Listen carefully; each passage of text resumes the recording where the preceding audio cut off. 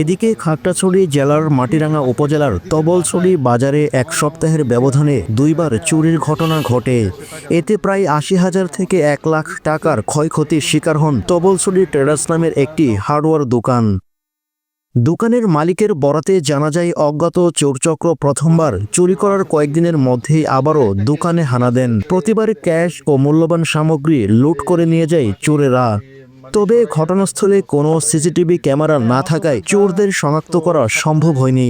আমি বুঝতে পারতেছি না, একই সপ্তাহে মানে ৬ দিনের মাথায় দ্বিতীয়বার আবার চুরি হওয়া।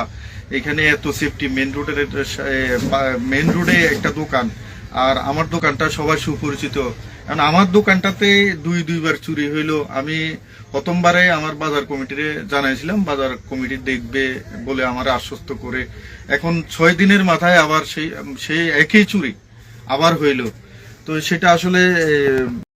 সেটা আসলে বুঝতে পারতেছি না। এই বিষয়ে স্থানীয় প্রশাসন জানায়, চুরির ঘটনাগুলো তদন্ত করে দেখা হচ্ছে এবং দায়ীদের চিহ্নিত করে দ্রুত আইনের আওতায় আনার চেষ্টা করা হচ্ছে।